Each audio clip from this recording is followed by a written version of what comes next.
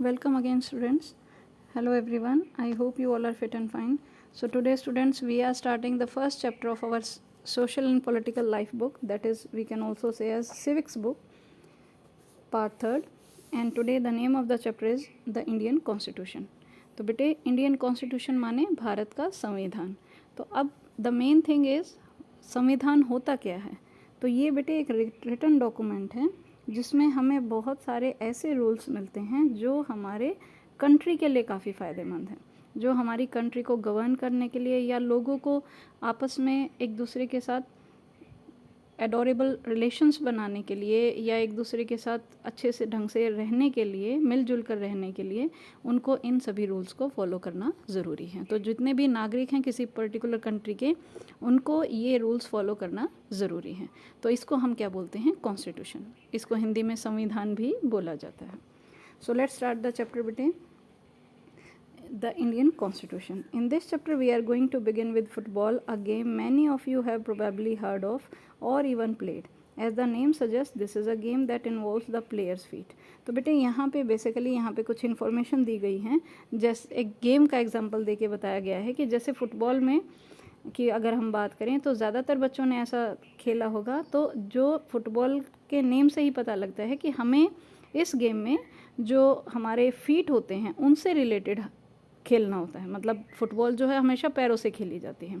अगर वहाँ पे कोई नियम ऐसा बना दिया जाए, कोई ऐसा रूल बना दिया जाए कि जो फुटबॉल है अगर आप उसमें आप आर्म्स यूज़ कर रहे हैं, अपने हाथ यूज़ कर रहे हैं, तो क्या हो जाएगा कि वो आप रूल्स के अगेंस्ट हो जाएंगे. क्योंकि फ़ुटबॉल में तो सिर्फ गोलकीपर को ये राइट होता है कि वो बॉल को टच कर सके, बाकी जो प्लेयर्स होते हैं वो सिर्फ पैरों से टच कर सकते हैं. तो ऐसे ही बेटे हम किसी भी पर्टिकुलर गेम के बारे में अगर सोचें, चाहे हॉकी है, क्रिकेट है, फुटबॉल है, तो सभी के कुछ पर्टिकुलर रूल्स बने हुए हैं, सभी के कुछ पर्टिकुलर नियम बने हुए हैं. और ऐसे ही इन सभी नियमों की हेल्प से ही हम किसी गेम को अच्छे से खेल सकते हैं. तो जैसे हर पर्टिकुलर गेम के कुछ रूल्स हैं, तो ऐसे ही बेटे हमारे समाज में भी कुछ ऐसे नियम हैं जिनको हम कॉन्स्टिट्यूटिव रूल्स बोलते हैं, जिनको हम कॉन्स्टिट्यूटिव रूल्स बोलते हैं.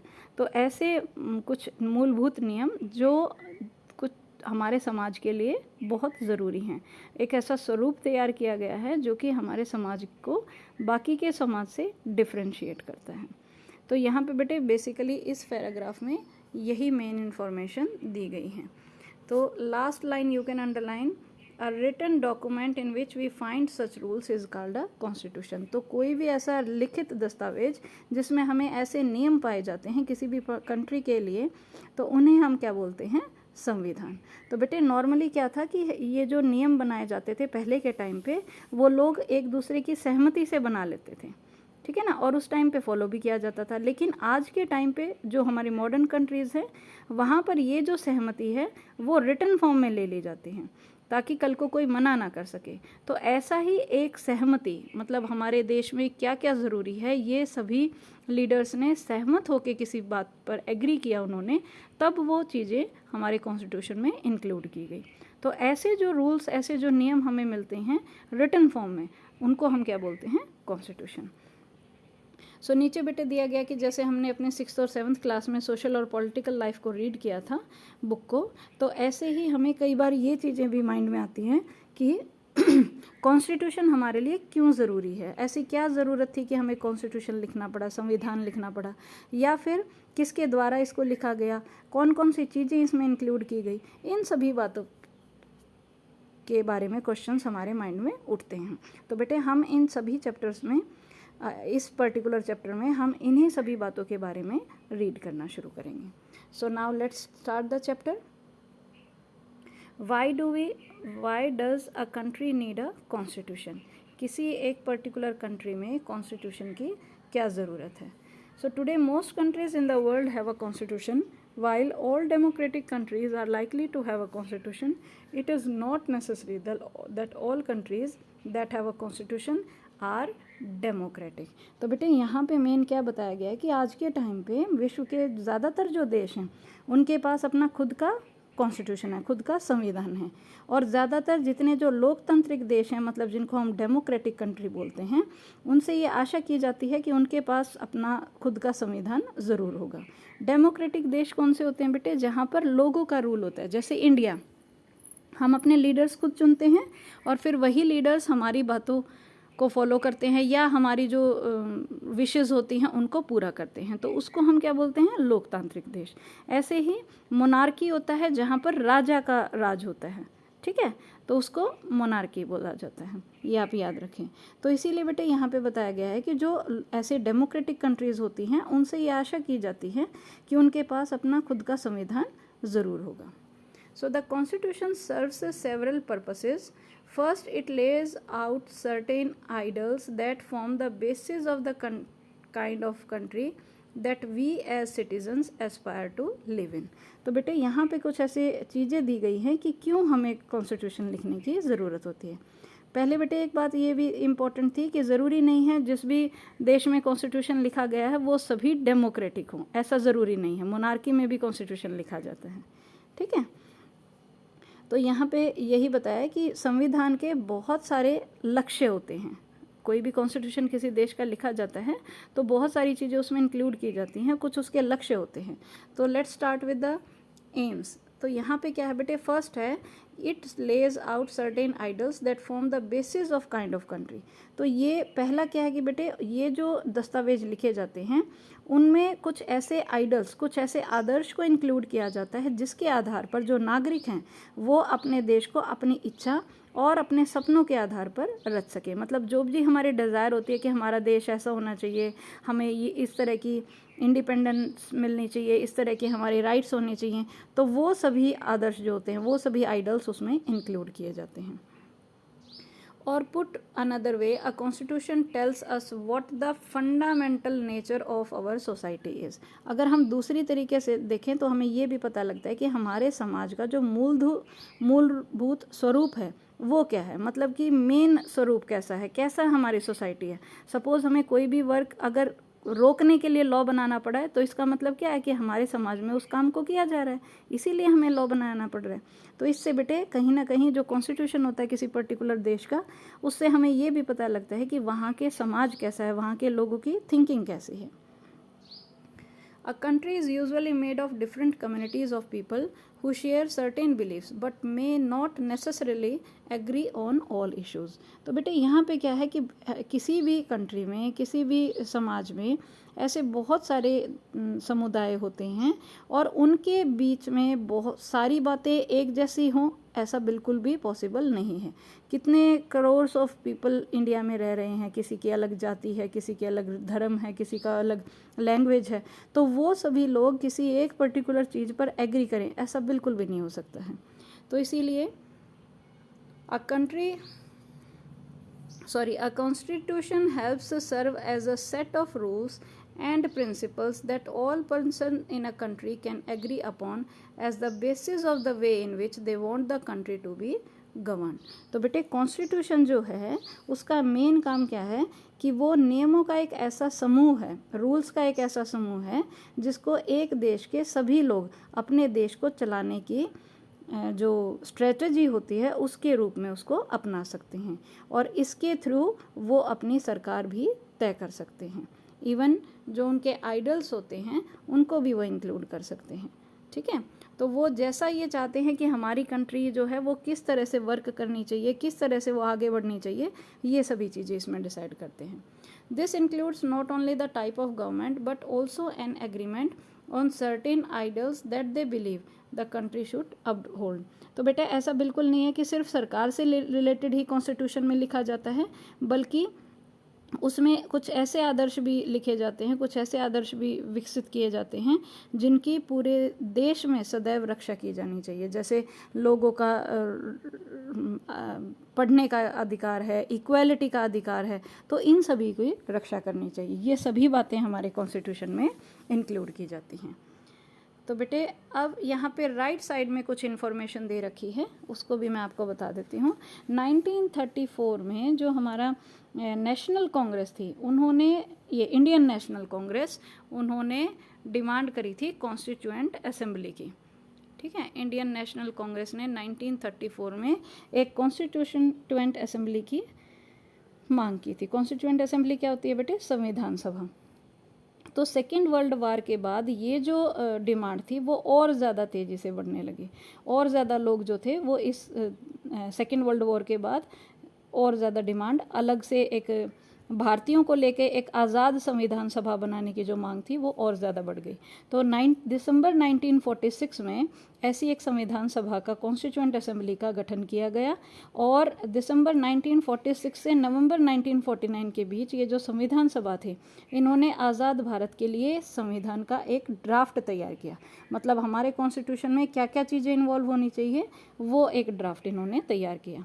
क्योंकि लगभग 150 साल की जो अंग्रेज़ी हुकूमत थी उसके बाद जो भारतीय थे उन्हें पहली बार ये अवसर मिला था कि वो अपने भारत को कुछ ऐसा रूप दे सकें जिसका वो सालों से विचार कर रहे थे, जिसको वो सालों से सपना देख रहे थे कि हमारा आज़ाद भारत ऐसा हो।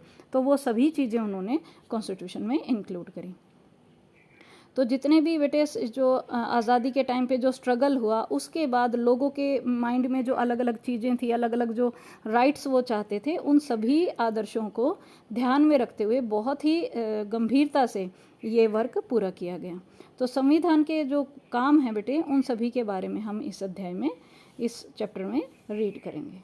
ओके, यहाँ पे बेटे आप देख सकते हैं कि यहाँ पे नीचे ये बताया गया, ये जो लेफ़्ट साइड पे जो फ़ोटो दिखाई गई है तो वो जवाहरलाल नेहरू जी कॉन्स्टिट्यूएंट असेंबली जो हमारी संविधान सभा है उसको एड्रेस कर रहे थे। ठीक है। So now moving to the second page. Let us try and understand what we mean by this through two contrasting situations in the recent history of Nepal. तो बेटे जो भी चीज़ें अभी हमने पढ़ी तो उसको समझाने के लिए हमें नेपाल की दो घटनाओं के बारे में रीड करना पड़ेगा, वहाँ की कुछ इन्फॉर्मेशन के बारे में हमें रीड करना पड़ेगा। So Nepal, a country that borders India on the north. Until recently Nepal was a monarchy. Nepal जो थी तब तक एक मोनार्की थी। तो बेटे नेपाल कहाँ पे है? हमारा इंडिया के बॉर्डर पे, नॉर्थ साइड में, जहाँ पे सिक्किम है उस साइड में। तो तब तक नेपाल जो थी वो एक मोनार्की थी, मतलब वहाँ पर राजा का राज था। The previous constitution of Nepal which had been adopted in 1990 reflected the fact that the final authority rested in the with the king. तो 1990 में बेटे जो संविधान बनाया गया था, ठीक है, तो उसमें क्या दिया गया था कि जो राइट्स थे जितने भी उस पर्टिकुलर कंट्री के, वो किसके हाथों में थे? राजा के हाथों में थे, क्योंकि वहाँ पे मोनार्की रूल था, मतलब कि राजा का रूल था। तो इस वजह से जितना भी राइट्स थे वो सभी राजा के हाथों में थे। A people's movement in Nepal fought for several decades to establish democracy, and in 2006 they finally succeeded in putting an end to the powers of the king. तो अब क्या हुआ बेटा, लोग जो थे वो राजा के शासन में खुश नहीं थे, तो इस वजह से वो कहीं ना कहीं बहुत लंबा संघर्ष उन्होंने शुरू कर रखा था, जिससे कि वो राजतंत्र को हटाना चाहते थे। जो भी राजा का राज था उसको वो हटाना चाहते थे। तो नेपाल की जो जनता थी वो कई दशकों से, कई डिकेड से लोकतंत्र की स्थापना के लिए आंदोलन करती चली आ रही थी, और इसी स्ट्रगल के चलते आखिरकार 2006 में उन्होंने राजा की सत्ता को पूरी तरह से समाप्त कर लिया। The people had to write a new constitution to establish Nepal as a democracy. तो अब क्या था, लोगों को एक नया कॉन्स्टिट्यूशन लिखने की ज़रूरत थी। लेकिन ये ज़रूरत क्यों थी वो हम रीड करते। The reason that they did not want to continue with the previous constitution is because it did not reflect the ideals of the country that they want Nepal to be and that they have fought for. तो अब क्या था बेटे, main बात क्या थी कि जो नेपाल के लोग थे वो एक नया संविधान लिखना चाहते थे। हालांकि उनके पास तो संविधान पहले से ही था, लेकिन फिर भी वो एक नया संविधान बनवाना चाहते थे। और वो उसका रीज़न क्या था कि जो पिछला संविधान था उसमें वो आदर्श नहीं थे जो नेपाल के लोग चाहते थे। ऐसे राइट्स या ऐसी चीज़ें दी नहीं हुई थी जो नेपाल के लोग चाहते थे, क्योंकि वो तो सभी राजा के फेवर में दी गई थी, लोगों के फेवर में तो कुछ भी नहीं था। तो इस वजह से वो एक नया कॉन्स्टिट्यूशन लिखना चाहते थे। So, as in the game of football, in which a change in the constitutive rules will change the game altogether, Nepal, by moving from a monarchy to a democratic government, needs to change all its constitutive rules in order to usher in a new society. तो अब क्या था बेटे, जैसे किसी भी particular game में अगर हम रूल्स चेंज कर देते हैं तो वो गेम भी चेंज हो जाता है। तो उसी तरह से नेपाल में जो मोनार्की फॉलो की जा रही थी, उससे जो डेमोक्रेटिक शासन आया वहाँ पर, तो उसकी वजह से जितने भी नियम वहाँ पर थे उनको बदलने की ज़रूरत थी, ताकि वो एक नए समाज की रचना कर सकें। और इसीलिए नेपाल के जो लोग थे वो अपने देश के लिए एक नया संविधान बना रहे थे। This is why the people of Nepal adopted a new constitution for the country in 2015। तो 2015 में उन्होंने एक नया कॉन्स्टिट्यूशन अपने देश के लिए अपनाया। The caption along elaborates Nepal struggle for democracy. तो यहाँ पे बेटे लेफ्ट साइड में आप देख सकते हैं कि जो नेपाल में जो भी मूवमेंट हुई तो वो कैसे हुई। तो इसके बारे में मैं आपको थोड़ा सा बता देती हूँ कि नेपाल में जो ये मूवमेंट हुई, the country of Nepal had witnessed several people struggle for democracy. तो नेपाल में बेटे डेमोक्रेसी के लिए बहुत सारे संघर्ष हो चुके थे, जनसंघर्ष। तो 1990 में जो स्ट्रगल हुआ तो वहाँ पर डेमोक्रेसी की स्थापना हुई, और जो ये डेमोक्रेटिक सिस्टम था उसको अपना 2002 तक, मतलब 12 साल तक ये सिचुएशन बनी रही। तो अक्टूबर 2002 में, मतलब 1990 में लोगों ने स्ट्रगल किया तो 2002 में उनको डेमोक्रेसी मिल गई।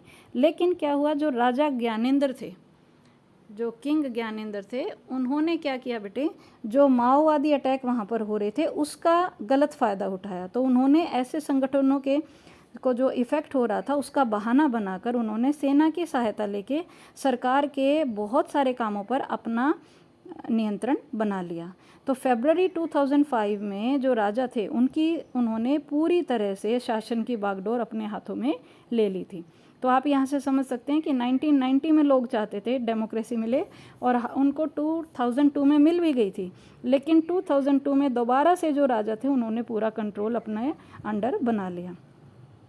तो नवंबर 2005 में जो जितने भी माओवादी संगठन थे उन्होंने जो दूसरी पॉलिटिकल पार्टीज़ थी उनके साथ मिलकर एक समझौते पर हस्ताक्षर किए, जिसके अकॉर्डिंग वो लोगों को उनकी डेमोक्रेसी और उनकी जो शांति थी वो दोबारा से लौटाएंगे। क्योंकि यहाँ पे बेटे जो राजा थे उन्होंने गलत इल्ज़ाम लगाया था माओवादियों पे, उन्होंने तो अटैक भी नहीं किया था, लेकिन फिर भी राजा अपना फ़ायदा कर गए थे। तो इस वजह से माओवादी जो है वो दूसरी पॉलिटिकल पार्टी से के साथ मिलके उन्होंने लोगों को पीस दिलवाने के लिए, लोगों को डेमोक्रेसी दिलवाने के लिए कोशिश करी, और जो आम लोग थे उनको भी इस समझौते से कहीं ना कहीं ये आशा हो रही थी कि ऐसा हो जाएगा। तो अब क्या हुआ बेटे, ये जो जन आंदोलन चल रहा था वो होते होते 2006 में बहुत ज़्यादा हो गया था, जिसकी वजह से जो आंदोलनकारी थे उन्होंने राजा की ओर से जो भी छोटी मोटी उनको रियायतें दी जा रही थी वो उन्होंने स्वीकार नहीं करी, और अप्रैल 2006 में उन्होंने राजा को तीसरी संसद बहाल करके जितने भी राजनीतिक दल थे उनको सरकार बनाने का अवसर देना पड़ा। मतलब राजा जो थे उनको हटा दिया गया पूरी तरह से, और जो बाकी की जो पॉलिटिकल पार्टीज़ थी उनको ये सरकार बनाने का जो राइट था वो देना पड़ा उनको। तो इस वजह से 2008 में नेपाल जो हैं उन्होंने अपना संविधान बनाया और उसके अकॉर्डिंग उन्होंने अपना शासन चलाया। तो ये जो the above photo show scene, हाँ ये बेटे जो ऊपर फ़ोटो दिखाई गई हैं ये 2006 का जो आंदोलन था उसकी कुछ फ़ोटोज़ दिखाई गई हैं। सो ये इन्फॉर्मेशन यहाँ पे दी गई थी। Now coming back to the topic. So the second important purpose of a constitution is to define the nature of a country's political system. तो यहाँ पे बेटे बताया गया है कि जो दूसरा इम्पोर्टेंट पर्पस होता है, मतलब कि हमारा जो संविधान है उसके बहुत सारे लक्ष्य होते हैं। जो दूसरा लक्ष्य है वो क्या है कि देश की जो पॉलिटिकल सिस्टम है, देश का जो राजनीतिक व्यवस्था है उसको तय करना। For example, Nepal's earlier constitution stated that the country was to be ruled by the king. And his council of ministers. तो नेपाल का जो पहले वाला जो कॉन्स्टिट्यूशन था बेटे, उसमें ये बताया गया था कि जो शासन होगा उसको कौन संभालेगा, या तो राजा संभालेंगे या फिर उनके जितने भी मंत्री वगैरह हैं वो संभालेंगे। ठीक है, तो उस रूल करने के जो भी सिस्टम होगा वो किसके अंडर होगा, राजा के अंडर। लेकिन in countries that have adopted a democratic form of government or polity, the constitution plays a crucial role in laying out certain important guidelines that govern decision making within these societies। तो अब बेटे यहाँ पे क्या बताया गया है कि वैसे तो ये सारे राइट्स राजा को दिए गए थे, लेकिन अब जिन देशों में डेमोक्रेटिक शासन शुरू हो गया था या वहाँ पर एक ऐसी पॉलिटी चुनी गई थी, एक ऐसी राज्य व्यवस्था चुनी गई थी जिसमें लोगों को निर्णय लेने का हक दिया गया था कि वो डिसाइड करें कि वो अपने लीडर्स किसको चुनना चाहते हैं, वो ये डिसाइड करें कि वो अपनी कंट्री को किस तरह से गवर्न करना चाहते हैं। ठीक है, तो ये जो डिसीजन मेकिंग राइट्स थे ये लोगों को दिए गए थे डेमोक्रेसी के अंडर। डिसीजन मेकिंग माने बेटे जैसे हम अपने लीडर्स को चुनते हैं तो पहले वो हमारा डिसीजन है कि हम किसको वोट दें, है ना, तो ऐसे वो हमारा डिसीजन है। So now moving to the next paragraph, that is in a democracy we choose our leader so that they can exercise power responsibility on our behalf. तो डेमोक्रेसी में क्या होता है बेटे, लोकतंत्र में हम अपने नेता को स्वयं चुनते हैं जिससे कि वो हमारी ओर से सत्य ये जो पावर उसको मिली है उसका ठीक ढंग से यूज़ कर सके। However, there is always the possibility that these leaders might misuse their authority। लेकिन फिर भी बेटे ऐसा हो सकता है कि ये जो लीडर्स हमारे बनाए गए हैं ये अपनी पावर का मिसयूज़ करें, ऐसा भी हो सकता है क्योंकि उनको पावर्स मिली हुई हैं तो वो उसका गलत इस्तेमाल भी कर सकते हैं। तो ऐसी गलत इस्तेमाल को रोकने के लिए हमारे कॉन्स्टिट्यूशन ने कुछ सेफ गार्ड्स प्रोवाइड किए हैं। तो यहाँ पे यही लिखा है बेटे, and the constitution usually provide safe guards against this. तो इस तरह की काम होने से बचाने के लिए हमारा जो संविधान है उसमें कुछ बचने के उपाय भी मिलते हैं। This misuse of authority can result in gross injustice as demonstrated in the classroom. तो बेटे ये अगर कोई भी इस पावर का दुरुपयोग करता है, इस पावर को गलत यूज़ करता है तो कहीं ना कहीं किसी के साथ अन्याय का सामना किसी न किसी को करना पड़ सकता है। तो ये बेटे हम नीचे जो ये क्लासरूम की सिचुएशन दिखा रखी है वहाँ से हम ये पढ़ेंगे कि क्या हुआ था। यहाँ पे बेटे इस पिक्चर में आप देख सकते हैं, यहाँ दिखाया हुआ है कि एक क्लास की पिक्चर दिखाई हुई है और इसमें दिखा रखा है कि सुरेश जो है वो क्लास का मॉनिटर है और वो बहुत ही इज़ अ बुली। बुली माने बहुत दबंग लड़का है, तो जितने भी उसके सहपाठी हैं वो उसको पसंद नहीं करते हैं क्योंकि वो मनमर्जी करता है। तो ऐसे ही जो जब क्लास टीचर श्रीमती राव जो हैं उनको काम से बाहर जाना पड़ा तो उन्होंने ये सोच के कि सुरेश जो है वो सभी बच्चों का ध्यान रख सकता है तो इसीलिए उन्होंने उसको ये जिम्मेदारी सौंपी कि मैं बाहर जा रही हूँ और आप क्लास को मेंटेन करें, जैसे आपको मॉनिटर्स को बोल दिया जाता है। तो अब सुरेश ने इस मौके का फ़ायदा उठाया और वो अनिल को परेशान करने लगा। तो अब वो कहता है कि अनिल मैं राव मैम को तुम्हारी शिकायत करूँगा, लेकिन अनिल बोलता है कि मैंने तो कुछ भी नहीं किया। तो जब मैम आती हैं तो जो सुरेश है वो उनसे शिकायत करता है कि मैम जब आप क्लास से बाहर गए हुए थे तो अनिल बहुत शोर मचा रहा था और तंग कर रहा था और उसने मेरी बात भी नहीं मानी।